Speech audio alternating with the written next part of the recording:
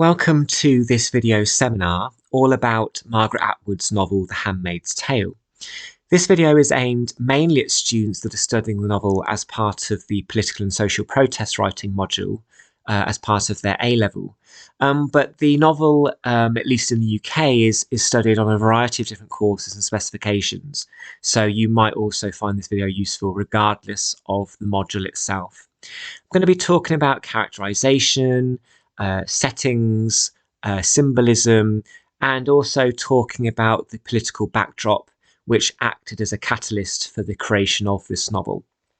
So, as we may know, in this novel, in the story world of this novel, and we use the word story world when talking about literature to refer to the imagined world of the text, democracy in the USA has been brutally overthrown, and it has been replaced by the prolific and infamous totalitarian Republic of Gilead.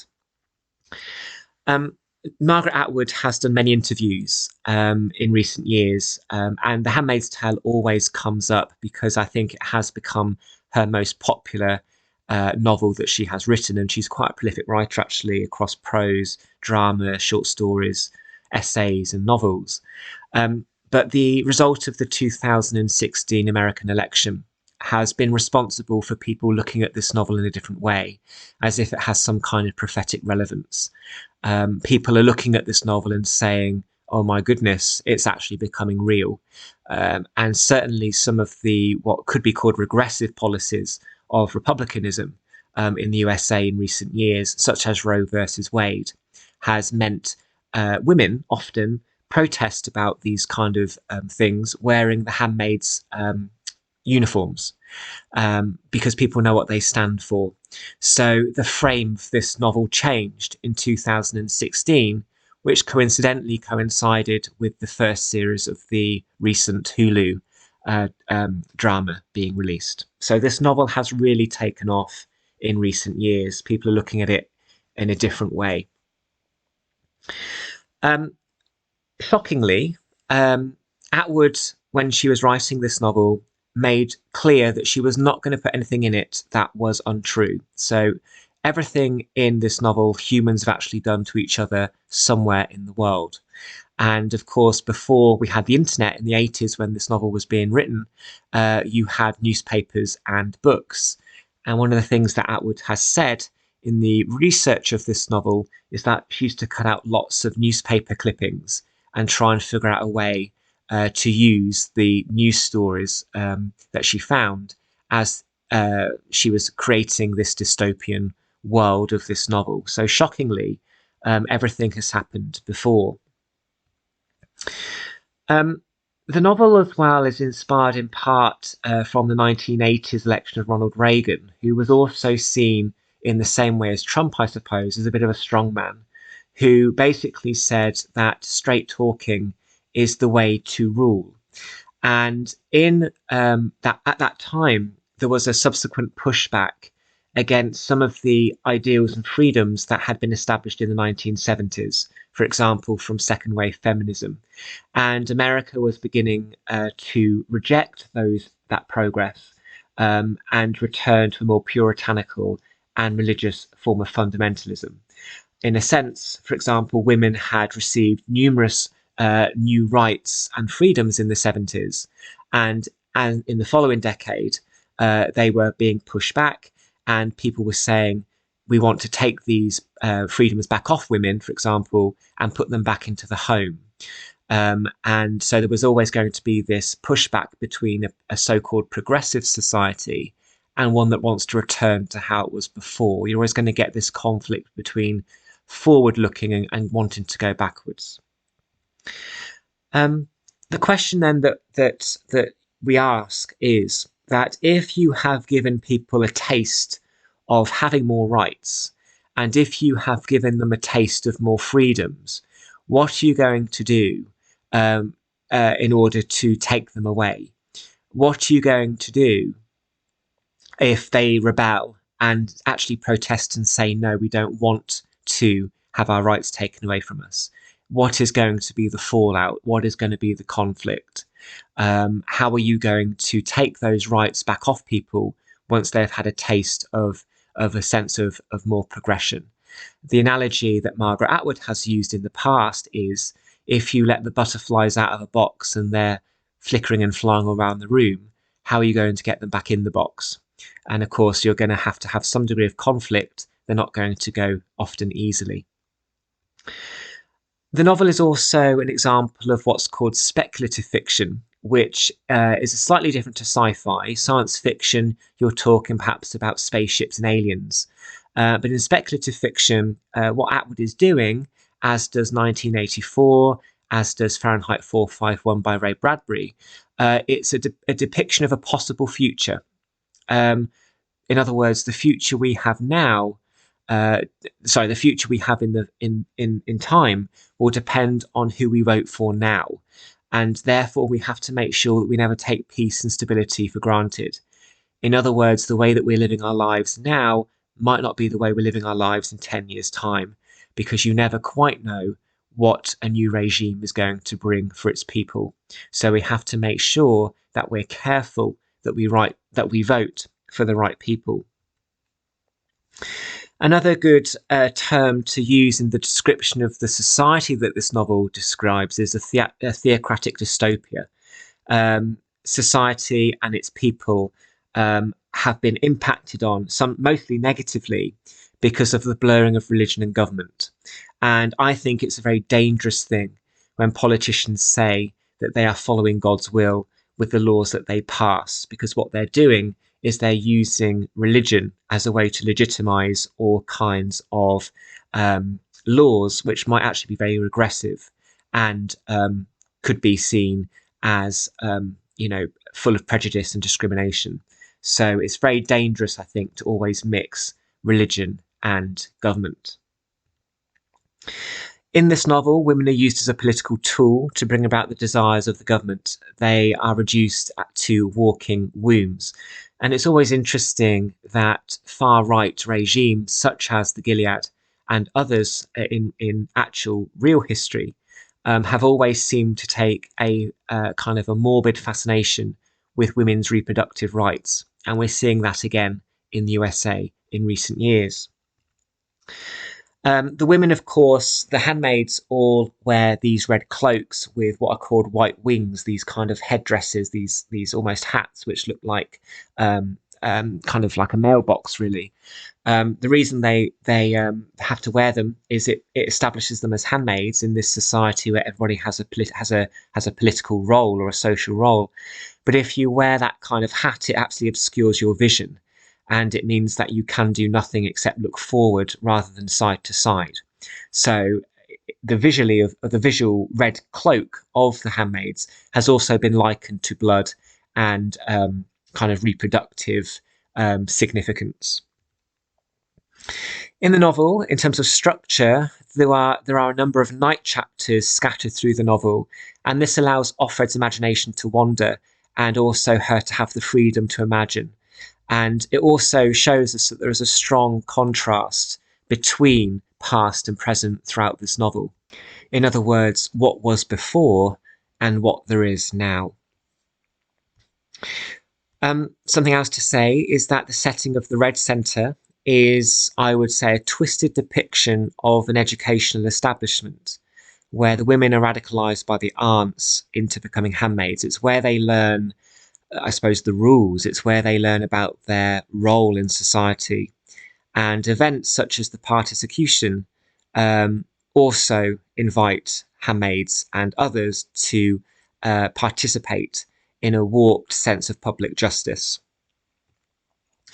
The Scrabble game, towards, I suppose, the last third of the novel, can be seen as a scene of dissent and rebellion.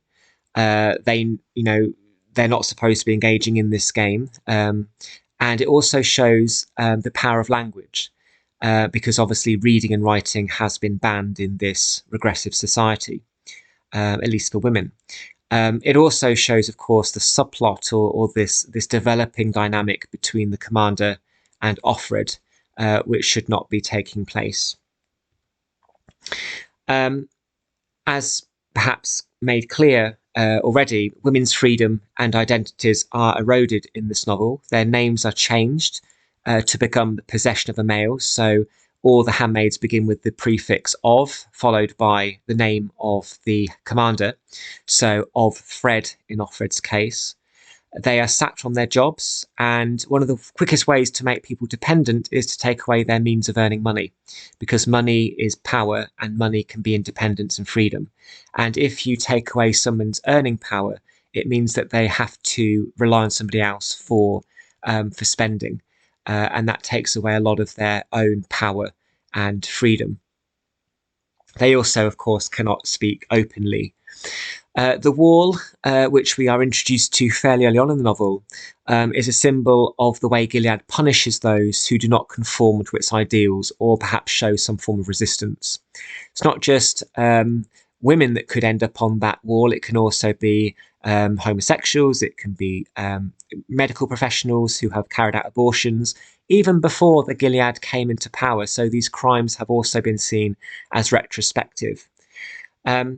Again, it's a form of public education, showing them visually and publicly the consequence of if they go against what's expected of them. So it's a society that is ruling by fear. Jezebel's acts as a setting to show the hypocrisy of the elite. So it's a brothel which is often frequented by the commanders, including the main commander, Offred's commander. But it's also supposed to be that kind of behaviour which the Gilead is supposed to be eradicating. And yet the people that are making the rules are the ones that are actually breaking them. And the final point on this slide is, of course, horrifically, the commanders rape the handmaids, which is assigned to them, assigned to the couple to conceive a child. This was actually inspired by Nicolae Ceausescu's dictatorship of Romania in the 1960s. As a strongman, his vision, his utopia, as is often the case, is to turn his homeland into a great world power. And in so doing, he imposed very harsh anti-abortion laws and banned contraception and abortion in 1966. And as expected and as anticipated, this resulted in a huge rise in the number of children being cared for in orphanages. It resulted in a rise in women being killed in childbirth. And I think he also passed the policy where he expected women to have a minimum of 4 children. So the main sense of injustice perhaps in this novel, which is the rape of these women for, in quotes, alleged societal good, actually comes from Romania in the 1960s. And of course, Atwood would have been well aware of that in researching this novel. So it's not without precedent. Continuing, Offred's inner monologue and stream of consciousness foregrounds a sense of mental resistance. In her own imagination, nobody can silence her, and she is free to think about the past. The novel ends, as you might know, with an epilogue, the historical notes, which takes place in June 2195, approximately 2 centuries after the Gilead's takeover. Tapes have been found, 30 unnumbered tapes, and he names the tapes The Handmaid's Tale, and they're found in an army footlocker in Maine. And it's from these tapes that scientists and historians are trying to construct the story of Gilead and the people that it affected. The professor begins his speech with a joke. Professor Piexito begins with a joke at the end of the novel. And I think the fact that it begins with humour suggests how history can often glaze over the very real realities of a particular time. Because we followed Offred's story, we feel that that's a bit tactless maybe, and not consistent with the amount of suffering that Offred and other women went through during the time of the Gilead. And I think this is a historical point, which is that when we distance ourselves from time, from a particular moment in history, we become less aware perhaps of the suffering that that time might have had on its citizens. So the historical notes could be quite unsatisfying to readers, and the level of ambiguity at the end might also be quite frustrating for them, because one of the things, of course, we're not told is what happens to Offred. She just steps into the van and into the light, and that's all we're told. So it could be, again, frustrating, but it's also Atwood's way of saying that we perhaps have difficulty empathizing with the past when time separates us from a particular moment in history. Offred, of course, could have escaped to Canada and then to England. From the novel, at least, we don't know for sure. And Nick, of course, could have triggered her escape out of love. There is a theory that Nick was an eye, and therefore, in kind of dobbing her in, so to speak, she is enabled to escape. But we don't know. And I think the comment that Atwood is making here is that history is cyclical. The future is not always going one direction. Sometimes we might go backwards. Society might lurch backwards to the way something was before. Like I said earlier, there's always going to be this conflict between wanting to be progressive and moving forward, whatever that might mean, but also in going backwards, because people might want to go back when they think a time was better for them. As is often the case with political and social protest texts, religious texts can be manipulated to legitimise an extremist agenda. People are more likely to act appallingly if they feel that a higher being, like a god figure, for example, is on their side and allowing them to do it. The Latin phrase, which is inscribed by Offred's predecessor in the wardrobe in her room, translating as "don't let the bastards grind you down," is a symbol of rebellion and reinforces the power of language as a tool of dissent. As we've said, the ending of the novel remains ambiguous. There's a huge sense of unknown. And of course, recently, I think it was 2020 or 2021, Atwood wrote a sequel called The Testaments, in which she makes clear what happened. And again, it was the result of the 2016 election that prompted her to write that sequel, because people waited 30 years for it. She wasn't going to do it until the election changed everything. Offred, of course, is not actually named in the novel in terms of her real name, but readers have implied that June is her real name because it is the name used in chapter 1, and no other characters have that name. So June could be her real name, and I think in the TV program, she is explicitly called June by herself. But in the novel, we know her as Offred. Of course, the USA is important in the depiction of democracy because the USA is often known as leader of the free world. So clearly, there's a deliberate reason here why Atwood has decided to set this novel in this country, almost to make it shocking that even in a democracy and in a country where freedom and liberty and equality is supposed to be seen, that these kind of revolutions and these kind of regimes can also happen there. And therefore, we can't take peace for granted. If this novel was set in China, Russia, or North Korea, for example, it would have a completely different impact. And in a Western world, we would probably expect this kind of regime to be more likely, rather than in the West, where we take democracy for granted, perhaps.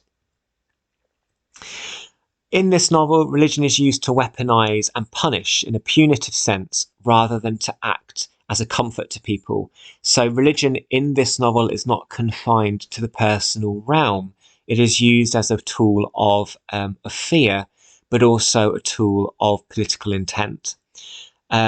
So in history, in terms of the Bible, for example, the Bible has always been used by people rather schismatically and selectively, which means people have taken bits of the Bible to follow and have used the Bible as a way to legitimize their views.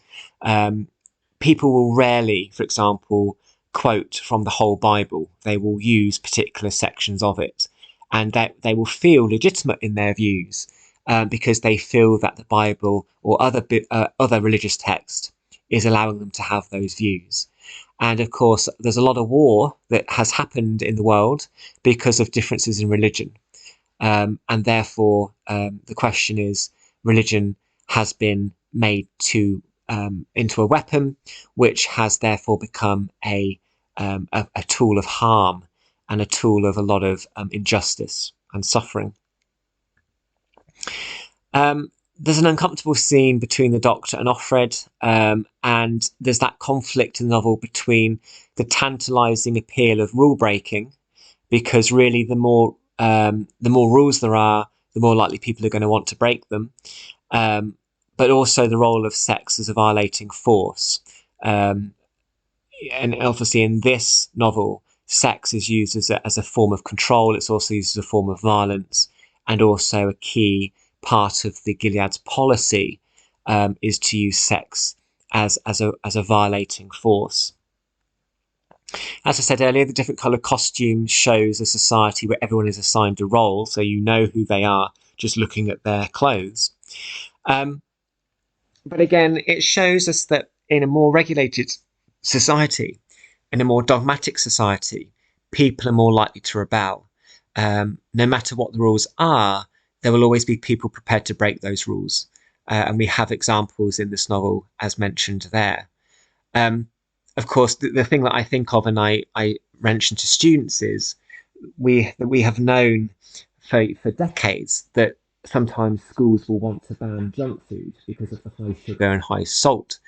And usually there will always be a student who will take it upon themselves to be quite entrepreneurial, secretly go down to the village shop and sell what they bring back at a profit in the playground, such as chocolate, crisps, and so on.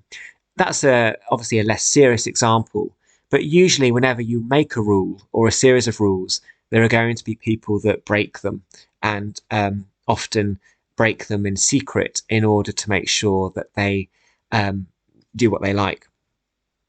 So those are some key points, some key revision points for The Handmaid's Tale. I just want to finish this video by just talking about some discussion points, which I always find interesting. So fear is actually a big motivating factor in how people will vote. So in Atwood's novel, a falling birth rate acts as a catalyst for some extreme policies. And that's what Nicolae Ceausescu believed in Romania in the 1960s. The reason why he made it policy that women should have at least 4 children is because they were worried that the Romanian population would disappear. I would argue if we look at our modern society now, immigration has also become, in the Western world, quite a large catalyst for people to feel fear and vote in a certain way. Humans, I suppose, are very territorial. Despite land borders being a human convention and invention, you can't see them. They only exist on maps, and we've made them. Territory and territorial differences, along with religion, have always been reasons for war. And it's interesting that something we have created, such as land borders, actually ends up being a reason why a lot of people get killed each year in conflict. So in times of fear, people will often feel inclined to vote a certain way, and they will vote for the politician that promises to make everything better. That politician will plead for your votes, and they will take advantage of people's fears. And those kind of leaders are called demagogues, people that know people's fears and emotions and anxieties, and will deliberately target that in a way to gain political power. Of course, it's worth mentioning that voting somebody into power is a lot easier than getting them out again, because as soon as they are in power, they're going to try to eradicate any ways and frameworks that would make it easy for them to be removed. And there have been certain leaders who don't want to leave power once they're in, because they believe that they are the best of the best. Nobody could do a better job for them. They almost have a God-given kind of expectation to stay in this role forever. So be very careful. As soon as you vote somebody in, it can be quite complicated to get them out again. So politicians will often say that they are passing a law because it will be of benefit to certain groups, and in so doing, the laws that they will pass will often appeal to their electorate or their fan base. But I would always ask students, and I would always ask society, who will suffer because of this law? Is this law going to discriminate against anybody? And which group or groups of people are not going to be so lucky? And I have always said, and I thoroughly believe it, that in trying to create a utopia for some, you're always going to create a dystopia for others. And that's why we have in the UK at least 8 different political parties, each with a different vision. The reason why we have those many parties with a different vision is because as a society, we cannot agree with what we want the future to be. Your neighbour might think of a different future that they want, which might differ to your future. And that's why we have a vote to elect our government. Just to finish off then, this relationship between utopia and dystopia, which is always a balancing act, hence the weighing scales, and often 2 key words to use in political and social protest literature, and also 2 words which are behind a lot of political decisions that are made, including in The Handmaid's Tale. Ask yourself the questions on the left-hand side here. What is your ideal society? What would be fair? And what laws would you like to create that utopia? The big question, though, that we have to ask in trying to pursue a particular utopia, how are you going to achieve this utopia? How are you going to bring about getting what you want and what you want your country to be? How are you going to rule? Are you going to use, for example, force to get people to comply? Or are you going to get the public on side with your vision and find a strategy to convince them that what you have in mind is legitimate and correct? If you're going to get them on side, how? Are you going to use religion? Are you going to use fear-mongering in order to make people anxious about a scary alternative? And if people don't comply and you begin to use force, what is the punishment if they don't comply? And of course, whenever you start to think about force, punishment, you begin to think about dictatorships and tyranny. And we've had enough of those across the world in recent history. So that's always an interesting discussion that I have with students, which is if you have this vision, and of course politicians all have their visions about what they want their country to be, the question is not so much what do they want as their vision, it's are they going to pursue that vision, and if so, how are they going to do it? How are they going to take the public with them? So hopefully that was useful in terms of the discussion of The Handmaid's Tale, and also some societal and historical points which form the novel's political backdrop. Thank you very much for watching, and good luck in your studies.